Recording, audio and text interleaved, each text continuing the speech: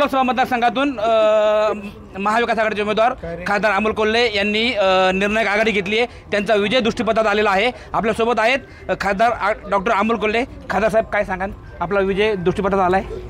मला वाटतं आदरणीय शरदचंद्रजी पवार साहेब, माननीय पक्षप्रमुख उद्धवसाहेब ठाकरे, राहुलजी गांधी यांच्या नेतृत्वावर शिरूर लोकसभा मतदारसंघातल्या मायबाप जनतेनं हा पुरेपूर विश्वास ठेवलेला आहे आणि शिरूर लोकसभा मतदारसंघातल्या प्रत्येक माता भगिनीचा, प्रत्येक युवकाचा, प्रत्येक सुज्ञ मतदाराचा हा विजय आणि त्याचबरोबर महाविकास आघाडीच्या घटक पक्षातल्या प्रत्येक कार्यकर्त्यानं जी झटून अफाट मेहनत केली आहे, या मेहनतीचा हा विजय दिसतो। खरं तर राज्याचे उपमुख्यमंत्री अजित पवार यांनी या ठिकाणी आव्हान केलं होतं तुम्हाला पाडण्याचं, मात्र ते आव्हान तुम्ही लिहिलेल्या परतून लावलं आहे।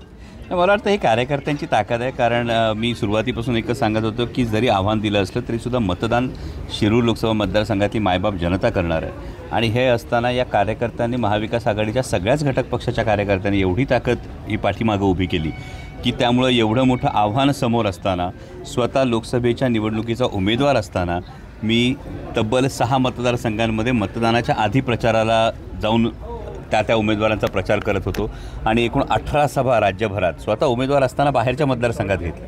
ही ताकद मला वाटतं सर्वसामान्य कार्यकर्त्याची आणि त्यामुळे मला एवढंच म्हणायचं त्या आव्हानाविषयी की संघर्ष जितना बडा होगा, जीत उतनी शानदार आहे। खरं तर तुमच्या विरोधात मोठी ताकद होती, एक राज्याचे उपमुख्यमंत्री, त्याचबरोबर तुमच्या मतदारसंघातील 6 पैकी 5 आमदार तुमच्या विरोधात होते, तरी हा विजय तुम्ही संपादित करत आहात। नाही, ही आदरणीय पवारसाहेबांच्या कर्तृत्वाची आणि नावाची ही जादू आहे आणि शिरूर लोकसभा मतदारसंघातल्या मायबाप जनतेनं खांद्यावर उचलून घ्यायचं ठरवलं।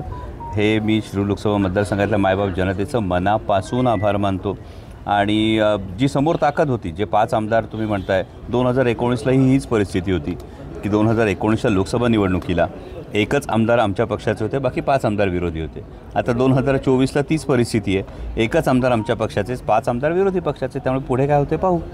खरं तर हा तुमचा विजय आहे। नक्की पराभव तुम्ही कुणाचा केला आहे? अजित पवारांचा केला आहे की आढळराव पाटलांचा केला आहे? मला असं वाटतं कोणाचा पराभव केला हे जास्त महत्त्वाचं नाही आहे, तर महाराष्ट्रातल्या जनतेनं स्वाभिमान, तत्त्व, निष्ठा, मूल्य या गोष्टींना कौल दिला आहे आणि हा यावर विश्वास ठेवणारा प्रत्येक कार्यकर्त्याचा विजय हे जास्त महत्त्वाचं आहे।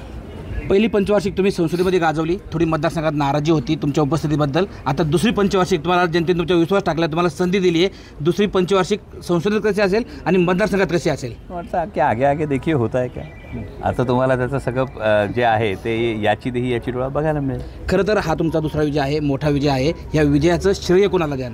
महाविकास आघाडीतला प्रत्येक सर्वसामान्य कार्यकर्त्याला, शिरूर लोकसभा मतदारसंघातल्या मायबाप जनतेला, आदरणीय शरदचंद्रजी पवार साहेब असतील, आमचे प्रदेशाध्यक्ष जयंत पाटील साहेब असतील, त्यांनी ज्या पद्धतीने ही संपूर्ण निवडणूक हाताळली, या सगळ्या गोष्टींना, त्याचबरोबर शिवसेनेचे जे सगळे कडवट शिवसैनिक आहेत, या शिवसैनिकांचे मनापासून आभार। आम आदमी पक्ष असेल, मार्क्सवादी कम्युनिस्ट पक्ष असेल, काँग्रेस असेल, या सगळ्या कार्यकर्त्यांना ही खरं तर विजयाचं श्रेय दिलं पाहिजे।